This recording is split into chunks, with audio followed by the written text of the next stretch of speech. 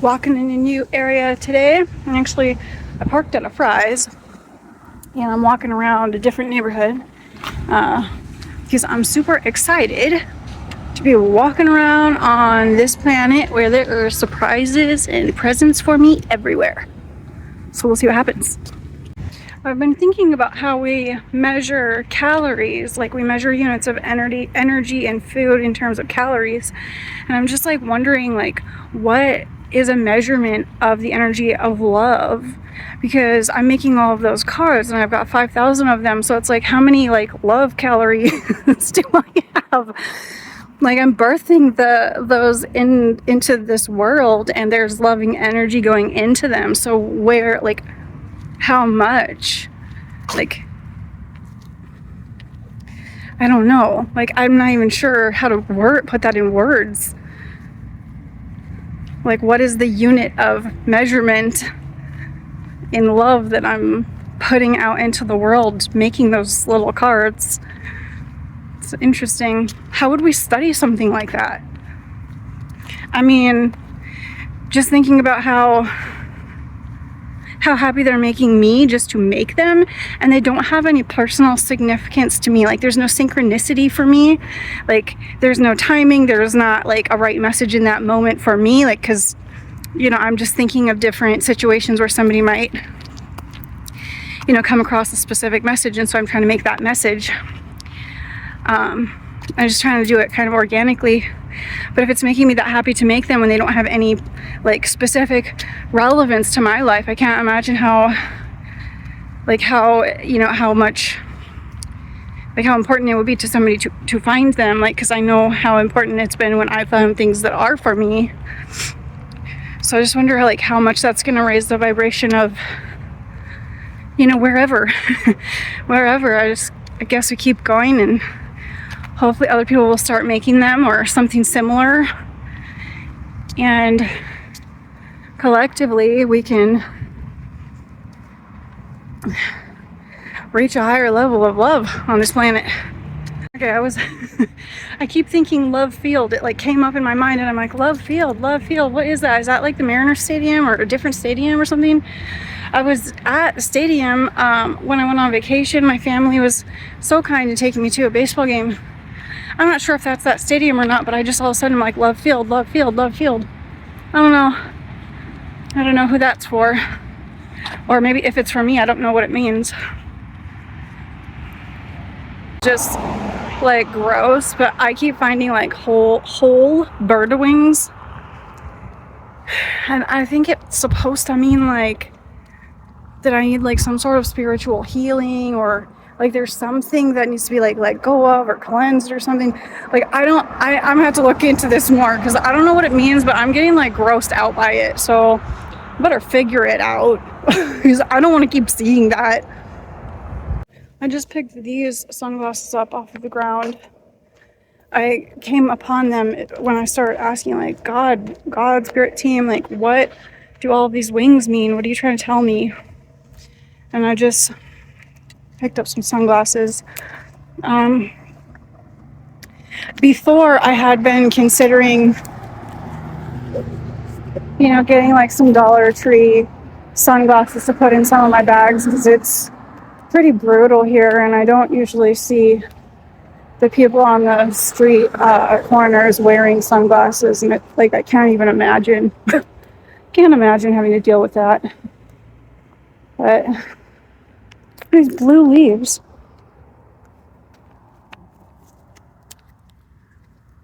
Huh.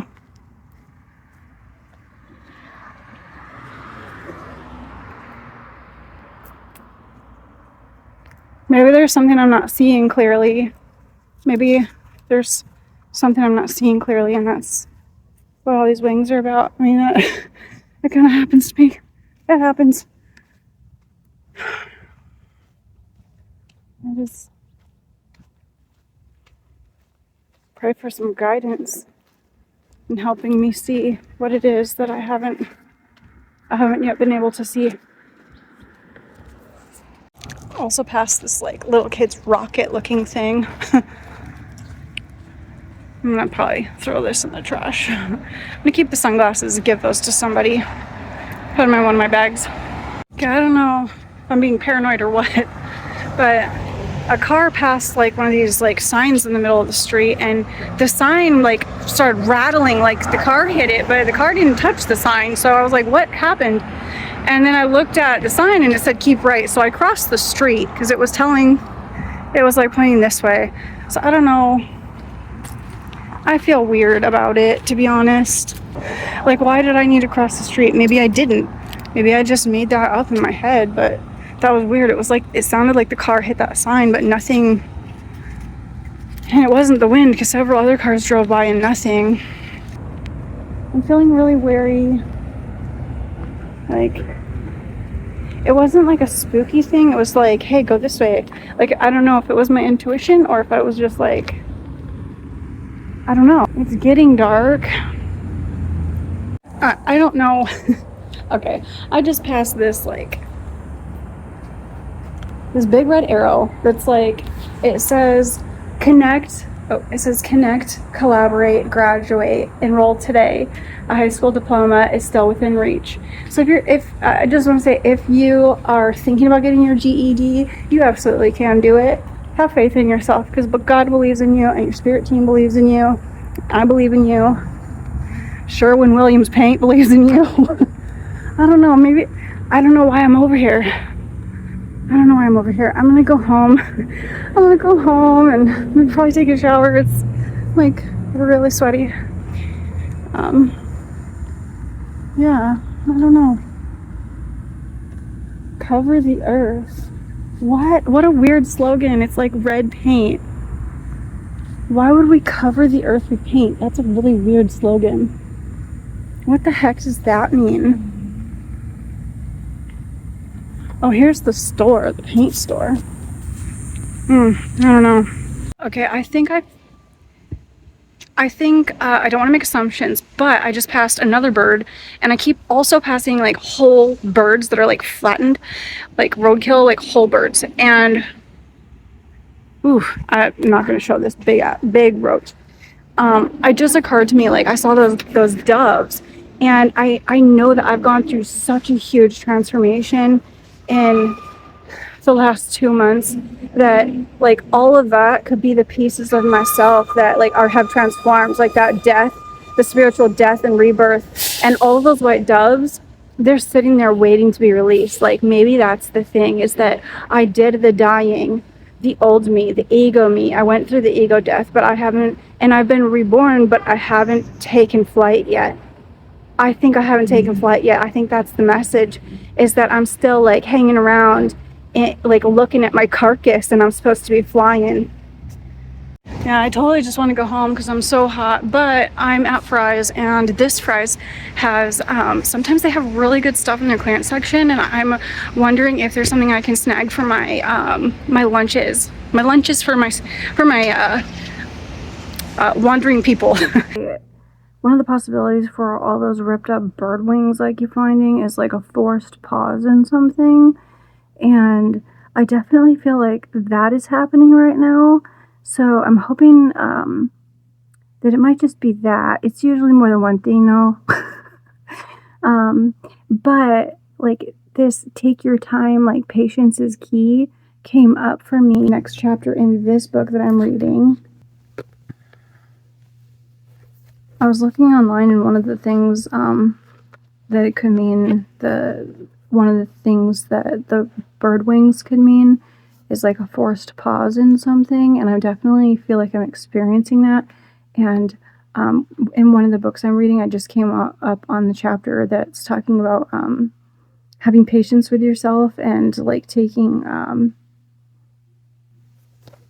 like not forcing things, like not forcing outcomes. So I was wanting to see if something about patience comes out in this, because I was just saw the synchronicity in my other book here.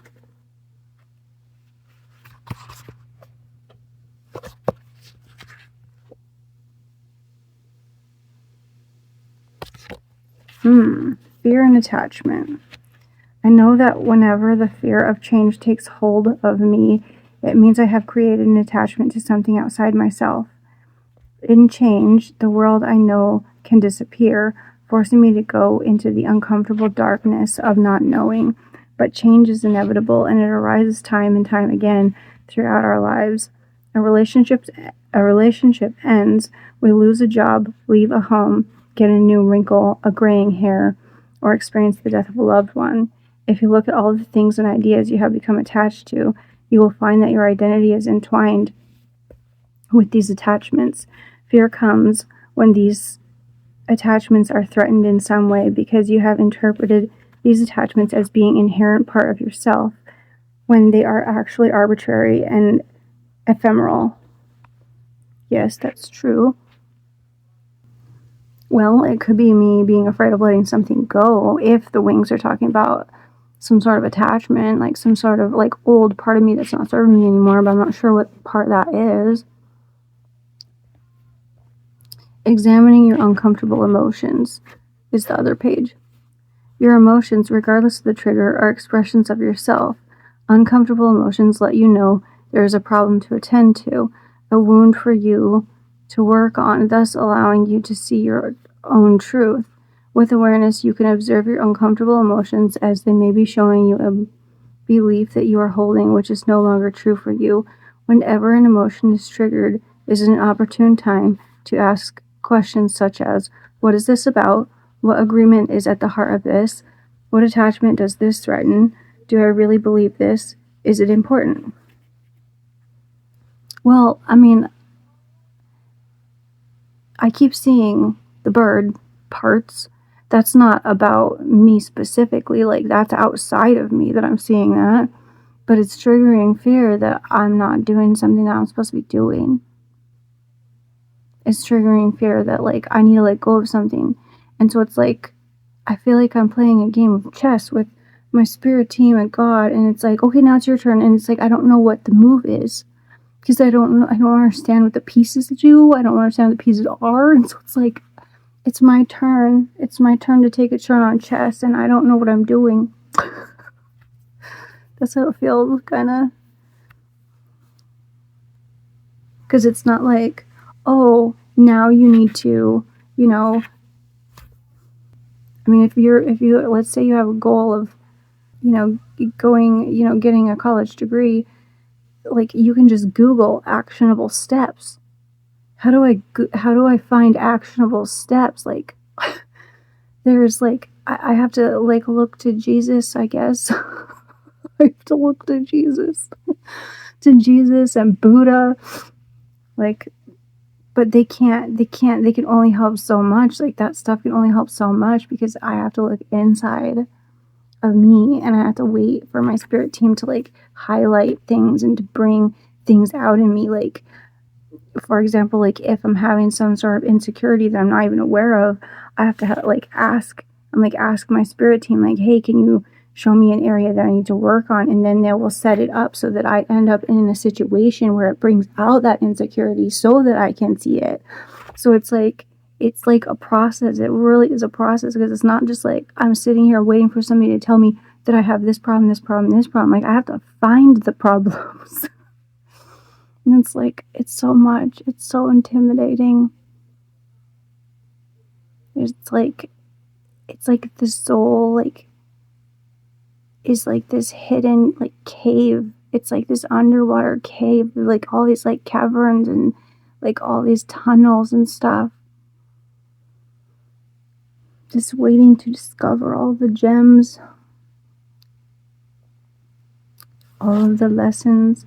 Every time I feel like I get off track, I kind of picture like in like I have to go like correct something or fix something or adjust like a part of myself.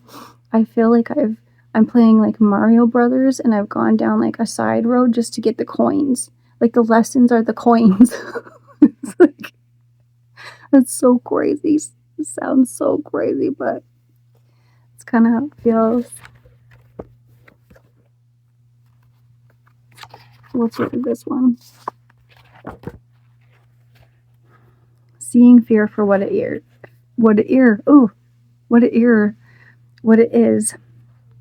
Fear has just one function in life, to keep us safe from harm. When we are in real danger, feel, man, things are not coming out right. Hear and feel. When we are in real danger, fear protects us by telling us fight, flight, or freeze. It is a normal emotion we've all experienced, but the fear that impedes us from living our lives authentically is a different kind of fear. It is irrational fear, which occurs when we are not in real danger, but rather the danger only exists in the mind. The next time you feel afraid, ask yourself if you are in any real danger. If you're not, you know that what you are afraid of is an illusion. Letting go of that illusion is an act of self-love, and it allows you to live in peace. Yeah, I'm afraid that seeing the bird wings means two things. It means that I'm going to have to do something hard, which I'm only somewhat afraid of. The thing that I'm more afraid of is that it means I need to let go of something, and I don't know what that something is, so I'm going to be like I'm afraid of feeling lost and confused and helpless. I'm afraid that's what it is. I'm afraid of feeling helpless. Ooh, that triggers helplessness that I definitely had, that goes back to childhood, like living at the hands of a predator. Oof.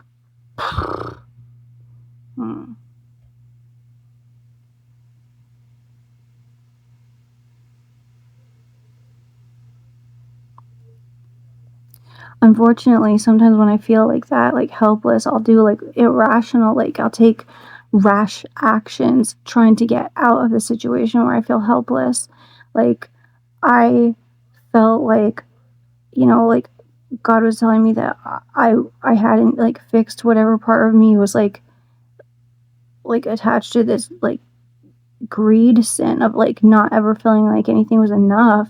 And like I ended up like talking myself into feeling guilted that I even had anything at all, and I was like trying to fix it, and I was like, okay, well, and I also felt like I was being pressured to like prove that I had faith in this plan that God has for me, and faith in God. And I ended up trying to donate all of my money in my bank account 4 times, four times, online, like to a charity. I tried to do, donate every penny that was in my bank account, and I don't have a job. But my spirit team blocked it. Like it wouldn't go through. They blocked the transaction 4 times, and it would have been so self-destructive of me had they not stopped and interfered with that. It would have really limited my capacity to move forward in doing the things that I plan on doing, like going around spreading these like messages and these cards and stuff. I would not have been able to do that, and I really would have been in a difficult situation in my home life as well, which one more before bed.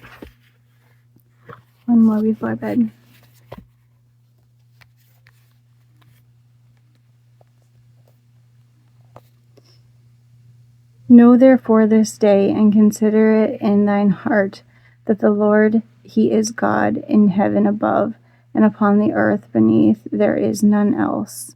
Deuteronomy 4:39. The greatest truth one can possess is the knowledge that God is in his heaven, and we are his beloved sons and daughters. In the inspired words of King Benjamin, believe in God, believe that he is, and that he created all things, both in heaven and in earth. Believe that he has all wisdom and all power, both in heaven and in earth. Believe that man doth not comprehend all the things which the Lord can comprehend. But we must have a correct understanding of who God is. True, he is above all things. He is all-powerful and all-knowing, but he is also our Heavenly Father, our loving and long-suffering Father. His Son is our Redeemer, our elder and merciful brother. When we have a deep and abiding testimony of these fundamental truths about the nature and character of the Father and Son, we begin to comprehend our inherent potential and divine possibilities.